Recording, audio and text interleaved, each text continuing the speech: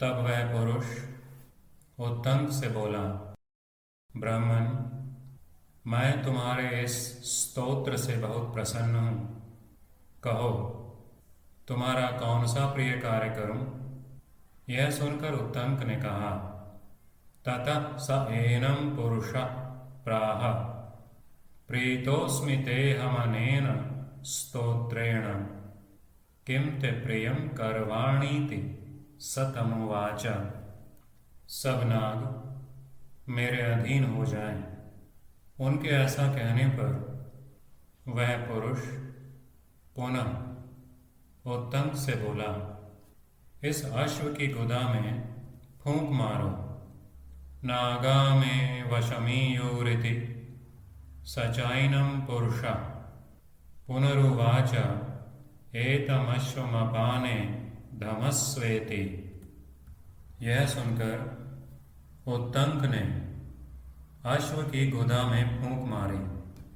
फूंकने से अश्व के शरीर के समस्त छिद्रों से धूम्र सहित अग्नि की लपटें निकलने लगीं। ततोश्वस्यापानमधमत् ततोश्वस्वाद्धम्यामानात् सर्वस्रोतोभ्यः पावकार्चिषा सधूमा निष्पेतु। उस समय समस्त नागलोक धूम्र से भर गया।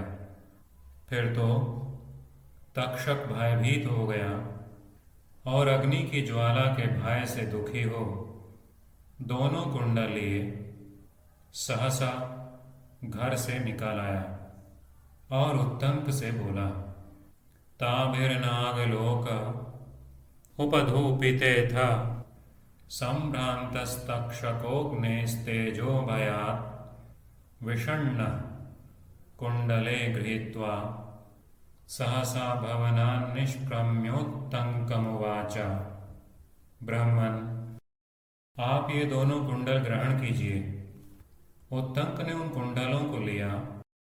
कुंडल लेकर वे सोचने लगे, इमे कुंडले गुणातु भवानिति सते प्रतिजग्राहोत्तंक प्रतिगृह्य च कुंडले चिंतयत्। अहो, आज ही गुरुपत्नी का वह पुण्यक व्रत है और मैं बहुत दूर चला आया हूँ। ऐसी दशा में किस प्रकार इन कुंडलों द्वारा उनका सत्कार कर सकूँगा।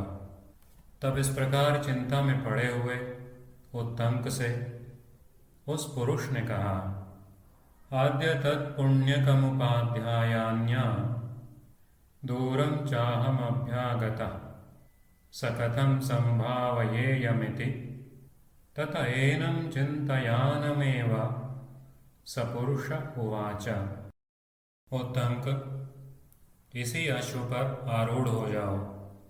यह तुम्हें क्षण भर में उपाध्याय के घर पहुंचा देगा।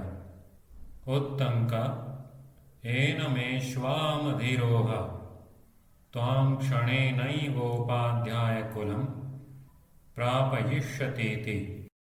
बहुत अच्छा कहकर उत्तंक उस अश्व पर आरूढ़ हुए और शीघ्र ही उपाध्याय के घर आ पहुंचे।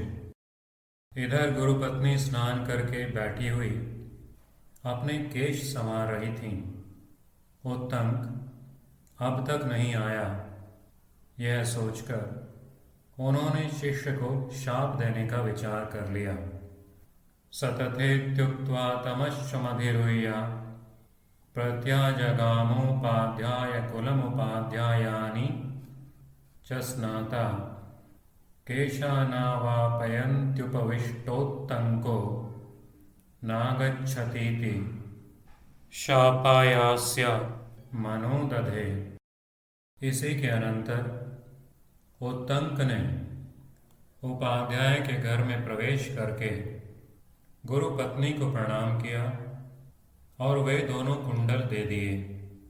तब गुरु पत्नी ने उत्तंक से कहा, अथ तस्मिन् अंतरे स उत्तंक प्रविश्य उपाध्याय कुलमुपाध्यायानीमभ्यवादयत् ते चास्यै कुण्डले प्रायच्छत् सा चाइनम प्रत्युवाच।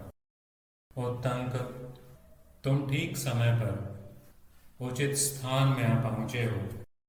वत्स, तुम्हारा स्वागत है। अच्छा हुआ जो बिना अपराध के ही तुम्हें शाप नहीं दिया। तुम्हारा कल्याण उपस्थित है, तुम्हें सिद्धि प्राप्त हो। उत्तंक देशे काले व्यागता स्वागतम ते वत्स त्वमनागसि मया न शप्तः श्रेयस्तवोपस्थितं सिद्धिमाप्नुहीति